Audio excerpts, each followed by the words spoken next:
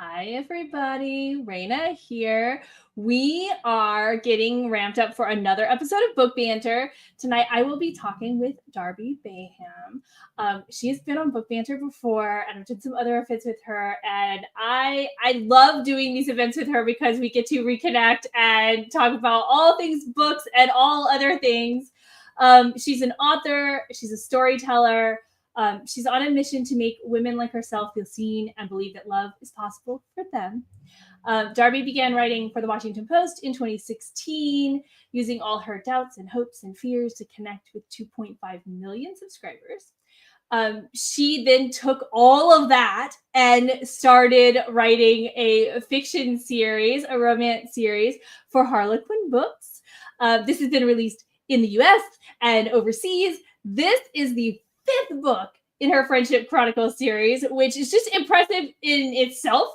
But what's even more impressive is every single one of these books are amazing, and I couldn't put them down. This book isn't quite out yet. It does not come out until November 25th. And then she also has another book coming out next June. So without further ado, I am going to welcome Darby to Book Banter. Hi! Hi, Raina. It's so good to be talking to you again. Same. I always enjoy our chats, our in-person conversations, all of the above. Yeah. I'm so excited that like in the time that you've been writing these books or these books have been coming out, virtual events are even a thing. And so we've been able to connect either in person or virtually over all of these books. And that's been great. Yeah. Yeah. It's been great for me, especially. I didn't know, when I got my deal with Harlequin, this was in 2020. So who knew what life was going to be like at that point? If we would ever have, sad to say, in-person events again, or if it would always be over Zoom or StreamYard or YouTube or whatever. But I'm thankful that we've been able to find a good balance of them both in 2024. So here we are. Absolutely. And I'm of the mind to keep virtual events just as part of the book tour experience. Yeah. Because you just like there's so many people that you can reach with a virtual event online that you can't reach in person. You could have a extensive tour, and still there's going to be people that couldn't make it or live in a really tiny town between the two towns that you're visiting. So I'm excited to be here with you still. Absolutely. And I get to connect with folks like you. So it's great for me because I won't see you again in person until probably February. So it's like, okay, well, I get to see book friends and family in the meantime. Exactly. Okay, so we're here to talk about falling for the competition. Yes, love it. Tell us what falling for the competition is all about. Awesome. So, as Raina mentioned, it is the fifth book in my Friendship Chronicles series with Harlequin. So, it is a series that follows a group of these dynamic Black women, this friendship group, and each book follows a different friend figuring out what makes her feel fulfilled, what love looks like in her life, navigating like the waters of career and friendship and family and love and all the things. So you can certainly start from the beginning and follow the friendship group through, but you can always start at any point. So if you've never read any of my books before, this is the perfect time to jump into Falling for the Competition.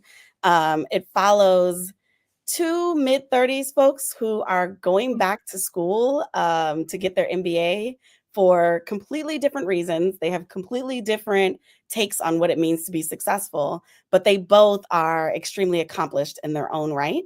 And so, they, as you can imagine, it pits them against each other. And from the moment they meet, they sort of very literally crash into each other. They are rivals from the very beginning. One, Keisha Edwards is, and I say this especially talking to Raina, is, a New Orleans native. So love that. She's originally from New Orleans. And I like to say that she is a plus size beauty with thighs as thick as her New Orleans accent and the confidence to match. So that tells you a little bit about her. Julian is a Morehouse grad, a Rhodes scholar, someone who's used to walking into the room and immediately commanding attention. And these two, you know, in the classroom and in life outside of the classroom, end up as rivals, sort of one-upping each other. There's a lot of witty banter, a lot of sparring. Julian is smitten with her from the beginning, but he's like, I always come out on top. So he's not really concerned with her being competition for him. He's like, this is kind of amusing. And she is like, if I never saw him again, I would be perfectly okay. And, you know, as life happens, they end up on a group project together and find out that, you know, what it's going to take for them to succeed this time is actually working together. And through that process, they learn that they have so much more in common than they realized, that both of them have grown up believing that they had to be excellent at all times. And so it's not just this one-on-one rivalry, it's this rivalry of expectations that they've put on themselves, that like, if I am not the person who wins, I am a failure. And the ways that that has forced beliefs on them, about their own selves, the way that it has informed how they walk around in this world, how they keep their guard up in life. But, you know, you're working on a group project with someone, so you have to learn how to work with them. And in doing so, they slowly but surely start to let some of those guards down. And these rivals that were once like so intent on being like this, become people who actually they see themselves as like, this might be the person who understands me better than almost anybody else in the world. So it's a I like to say it's a juicy rivals to lovers romance, if you like that kind of thing. There's no third act breakup for this one because you're sort of going through this topsy-turvy journey with them anyway. But hopefully you guys have as much fun reading it as I had in writing it. Yeah. Yeah. So in the beginning, like, you don't need that third act breakup, because in the beginning, it's almost like a breakup. Yeah. Like, oh my gosh. They're in the coffee shop, right? That's when they first meet. No, they're in Washington Square Park. Oh, yes, they're in the park. Okay. Before they went to class. Yes. Yeah. And she's there and she's so like confident, and I just see her like, you know, she's worried about a first day of school, sure, but like she's building herself up, and she's having this moment in the park, and he comes in like all cocky. And from the beginning, I was like, buddy, why? Right. Bring it down. Like, and I see, like, as the story unfolds, you see that like that's kind of his almost defense mechanism for this need to be very on top. Like everything is sort of a competition because he needs to be the best in the room. Yeah. And that is, you get there, but I was just like, I mean, no, back up, buddy. Like, no, she is never gonna respond to this in the way you want her to. It's never gonna work out. And so there's a few of those types of interactions where you're just like, this is not happening. You are ruining this. Yeah. like one of those things where it's like, if you would just shut up, you might actually have a chance. Just ride this out. Just order the vanilla latte and call it a day. Like, it's gonna be fine. Yeah. And just like, I love those interactions, but I was like rooting for her so much, and rooting for them to get together, obviously, but just like, someone needs to like see this and give him a little advice. Does he not? He needs a wingman. Like, I'm like, where's your wingman? He needs to like take you home for a minute. Be like, just give her some flowers or something. Give it a shot. So you have that sort of that bit where they're like, you want them to be there together, but maybe they're better off alone, like in the beginning of this book, not at the end. And I love that, like switching it up a bit. Yeah, I had a lot of fun playing with that. You know, I will say it is not an enemies to lovers, right? Like, they are not enemies. They don't hate each other, but there's certainly, like you said, Raina, that piece that's just like, if you don't want to shake him while you're reading like the first few chapters, I have not done my job right. Right? Like, you should want to be like, what is your problem? Like, what is the issue?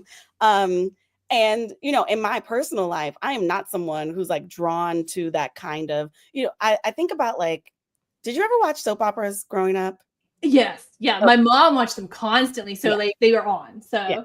So So I was like a big General Hospital fan, Mhm. like Young and the Restless, all that kind of stuff. Yes. And in those soap operas, you always see like the people who are like, they're getting into a fight, they're getting into an argument, and then all of a sudden they just start making out. And even as a kid, I was always just like, how? Like, that doesn't, if I'm angry with you, I'm angry with you. Like, I'm not, maybe that's the Taurus, the bull in me, but like, I'm not going from being like, I want to smack you to like, oh, I want to smack you. Like I'm just not going, I'm not going there. But it was fun for me to put myself in that mindset of like, how do I take these characters from this point of like, where, like I said, Keisha starts off with, she's telling her friends, if I never see this guy again, it'll be a great day in my life. To completely opposite at the end. And so what does it take for them to get there? It's not just like this one time where all of a sudden there's like this aha moment, right? There's these little moments in between that you sort of start to see like the walls fall down for both of them. And the maybe that was the thing that was an attraction or an intrigue in the beginning becomes something that's more grounded and actually makes them both start to be like, oh, sort of how you said, right? Like, oh, okay, that's a defense mechanism. That's not like really him. Or even with, him looking at her, right? Like, oh, she's not like this naive utopian like princess, right? Like, no, she's just, there are things that she's had to do in order to show up successfully as a Black woman in life. And so they start to realize, the things that are keeping them apart are not actually real. And so how do you sort of Yeah. start to peel all of that back? Yeah. Peel that back. And I picked up on one thing that your characters say. I think she says it in the classroom, and she like they have their own things that she doesn't want to get together with him because of their interactions so far. But she also says like we're one of like the only two Black people in this like room, and we're not going to do that. Like I'm not gonna like we're not gonna just get together, right? Like, and that's what everyone is gonna see. And I just like it's dropping just a little bit of society in where we go, okay, we need to remember the context of everything else that's going on around. And I don't know, I appreciated it because I think in a lot of ways, especially like in a romance novel, people just we're just in this little bubble that you've created and we don't pay any attention to like how the world works outside of it. Yeah. Unless it's relevant, like specifically relevant to that story. And I don't know. I just wanted to mention that I appreciated you dropping in like the world as it is. Yeah. I mean, I think for me, that just makes it feel more relevant, right? Sure. I think that there's the beautiful thing about romance is that you have this large umbrella of the different types of romance that you can appreciate. And so there is, a great thing to read an escapist romance and just have it be the vacuum of those two characters. But that's not the type of romance that I write, right? Like, the type of romance that I write is, like they are not in a vacuum. They are people who are always being influenced by the things that are happening around them. And so for me, it would be inauthentic for these two characters to be going to be in business school at NYU. So you would imagine that it's not a lot of Black people in that room.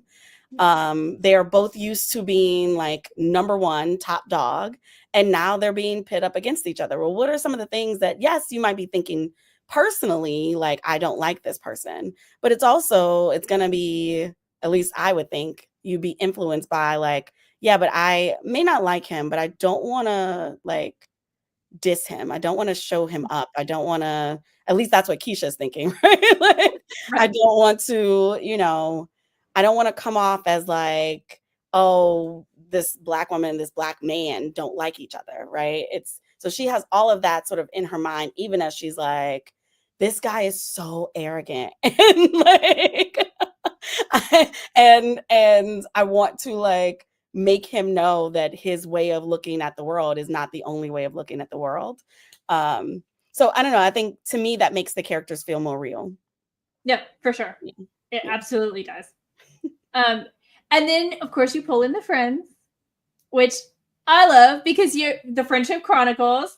Everybody, it does follow this core friend group, and you've gotten one new character, two new characters into the friend group from the beginning. Yeah. So the beautiful thing about it being friends and not like family and not siblings is that you can grow it because friendship groups sort of expand. So maybe, in London Calling, which was the third book, you're introduced to this new work friend who becomes, a part of the friendship circle. And then she gets her own book in book 4. Keisha was actually introduced in book 4, but in a way that if you read book 4, and this is not a spoiler, but she's introduced in book 4, but she has been around in the background and you just didn't know, right? So she is a high school friend of one of the main characters from the very beginning.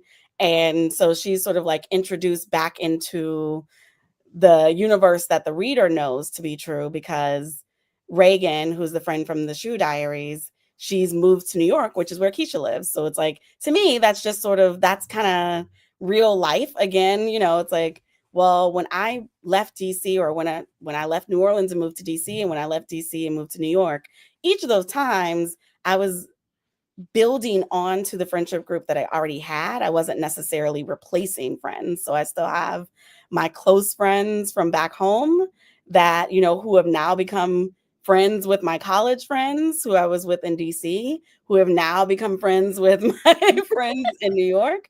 And now it's like this huge expanded circle. Now they may not all be like best friends with each other, but there's spokes that connect them. And they're always willing to come together to kind of, speak the real when it's needed. And in this instance, they're certainly there to be like, Keisha, girl, you're saying that you don't like this man, but we talk about him a whole lot. Yeah, usually when you just like bump into somebody at the park and it's not a great interaction, that's one conversation, and you're done. That's it. But he won't go away. Yeah. And I don't know how your friends are, but mine are quick to be like, your words are not matching your actions, girlfriend.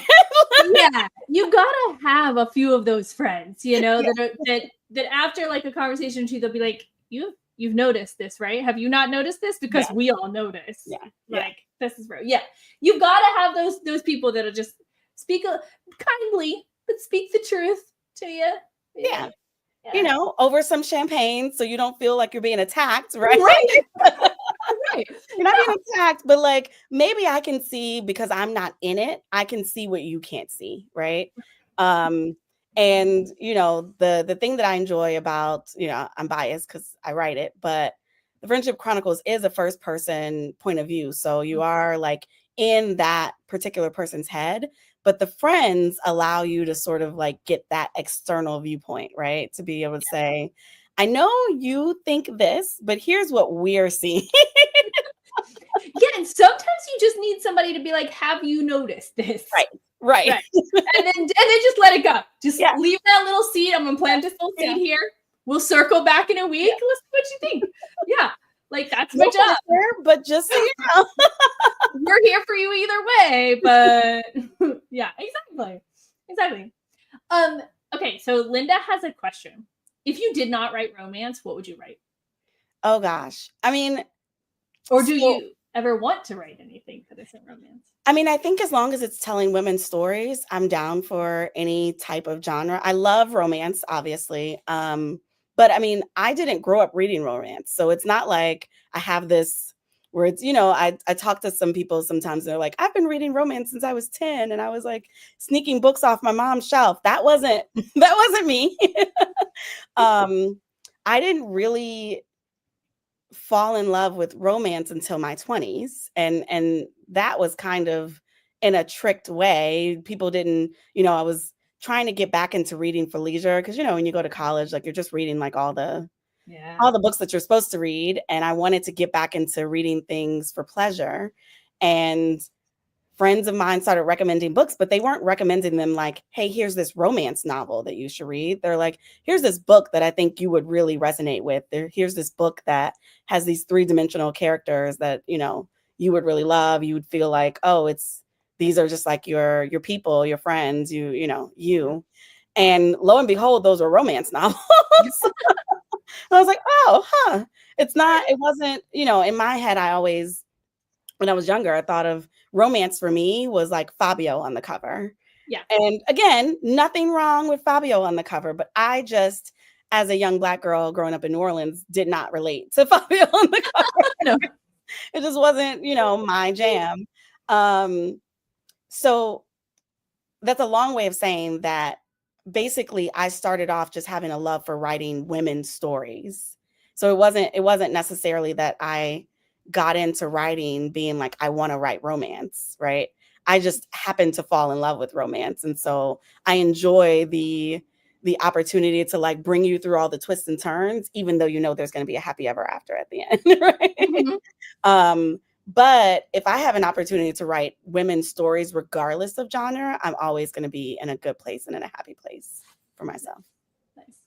Okay, so Linda has another question about cities that you write in. Okay. So we're gonna pause on that question because we're gonna set it up a little bit. You write in New York, you write DC, you write London. So you said, if I remember correctly, you had not been to London. Is that right? I have been to London a few times. I just never lived there. I visited there. Yeah. Okay. And then there's little pieces in New Orleans just whenever, I have to give like a little nod to home sometimes. But yeah. Well, what I notice about that is that the cities that you choose and that you've lived in, that as far as I'm aware, are cities that can be their own character. Like New Orleans is always, if a story is set in New Orleans instantly becomes a character. It has its own life. New York is like that. I think London is definitely like that. DC is interesting because it has the real DC and then the DC like it is very much the two different DCs. Yeah. But can become its own character. Yeah. So what has drawn you to personally, I guess, to those cities? Have you even noticed that you're drawn to like those cities? Is that an outside observation? And then why do you like write there? Yeah.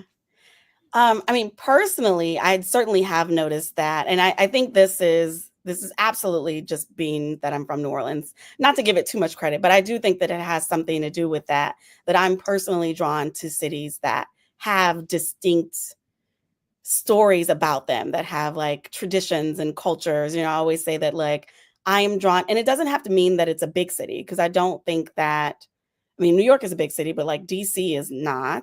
New Orleans really isn't, if you're just talking about New Orleans proper. I think there are places like Savannah, Charleston, even like Burlington, Vermont. There are places that across the world that if you dropped someone in that city and didn't tell them where they were, they'd know within 2 minutes, right? Mm-hmm. and that those cities are intriguing to me. And I think it's because like I'm from a place that's like that, right? So I'm drawn to that same sort of instinct of like, when I have moved in my own personal life, when I'm considering places to move, like I want to be in a place that I know I'm going into a specific kind of culture. I know I'm like going into, its own traditions and quirks. And, there are things that you grow up in New Orleans doing that like you don't even realize until you visit other places.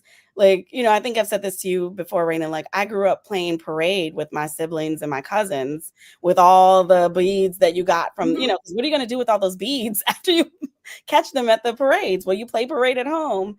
They don't do that in DC. No, my son did that too. Cultures, right? So. Yeah, he had these bunk beds and he would get up on the top of the bunk bed and throw beads at us. We would walk through his room and he would throw them at us. We walk back there. But yeah, that's not, you can't relate to anyone else, anywhere else about that. Yeah. but the places that you mentioned, they all have their own sort of thing that's like that. So I'm certainly drawn to that in my personal life. And then in terms of with writing, it's a combination of a lot of things. One, it's that as you mentioned, I wrote for the Washington Post for a little bit, but I also, even before then, used to be a reporter. And so it's always in my head of like wanting to make sure that I get a thing right. And that even if I didn't live there, like with London, I've done enough research that someone who did live there will never be like, we would never do that. like that is a major fear of mine. I don't want someone, we see this. Oh God, one of the things that I hate is when I'm watching like a TV show that's set in New Orleans and somehow they manage to go from like like uptown to Algiers and they never crossed the bridge. And I'm like, how did that happen? What miraculous way did you make this happen? Oh my gosh. It's a Queen Latifah movie. It's like The Holiday or Holiday. Oh, The Last Holiday. The Last Holiday. Yeah. And she is at a grocery store. She walks from her house to a grocery store, which is on St. Charles. And then she walks home. And it's a beautiful little place in Algiers because it's got this beautiful view from her front porch of the river and the city. And I was like, wow. Like she took a long walk. You can't even maybe. Like that's not even. Yeah, you gotta take an Uber. It's okay. Yeah. Like just write it in. We don't need to know. Anyway. You at least put her on a ferry or something. I don't know. Yeah, or mention it. She can walk away from the grocery store and then just say, I just got to move, whatever it is. But yeah, if you know, and there's some that are just, absolutely egregious. And I totally agree with that. Yeah. So I try really hard not to let that happen. But I also, when I'm outlining my books, I think of the 5 senses for each scene, even if it doesn't show up in the actual book, but I'm thinking about like, what are they seeing? What are they hearing? What are they smelling? If they're eating something, what are they tasting? I'm missing a 5th thing. What are they feeling? And so it helps me to ground that in the city that they're in, right? So if I know that, for example, these 2 characters, they're going to NYU. Well, sure, Washington Square Park is an iconic park as part of like the city's lore. But it's also, if you go to NYU, it's just like your backyard, right? Yeah. And so it would just be natural for you to be sitting out in the park on an August morning when you have like an hour before class, right? It's a way to, if you've been to New York, if you have lived in New York, if I tell you like they're in Washington Square Park, you can kind of like already get a sense of what like commotion is happening around them. And if you haven't been, then hopefully I've done a good enough job describing it that it kind of gives you the visual. And again, it's all to like, my goal is to remind you at all times that these folks, yes, we're getting them together for a happy ever after, but they are not in a vacuum. So they are informed by, if they're at the park, if you've ever been to Washington Square Park on an August day, there's something happening at every corner of your eye, right? And so for Keisha to be so engulfed in her own like fears and doubts that she's working through, and to not have any sort of, like she's completely washed away, like all the things that are happening in front of her, that gives you a sense of like where she is mentally. So it just sort of helps bring the story to life, and from my perspective. Yeah. So Linda's actual question then. Okay. So we had to do the setup. We had to get here. Are there any other cities that you would like to set a book in that you haven't yet? Oh, yes. Oh, so many. Yes. Some of them are places that I've been and that I love. I'm working on a little spoiler. I'm working on a proposal now to continue the series. And so I want to, at least for one of those books, like have it actually be set in New Orleans instead of just where they're coming back home a couple times. So that would be a first one where it's like the full book in New Orleans. Chicago's on my mind. Detroit's on my mind. I'm a Francophile. I love Paris. I think, Paris, or maybe not even Paris, but like one of the smaller towns in France. That would be really interesting. I mentioned like Charleston, like, like maybe a smaller city or smaller town, but just has like that, again, that like unique culture and stuff to it. I've thought about St. Louis. I could go on. That's a good list. That's a good list to get you started. So I want to talk a minute about, before we wrap up, the swag that you put together for your book, which, no lie, best swag I've ever seen for a book. Ooh. Like, there have been fun things, there have been cute things, whatever. This best swag.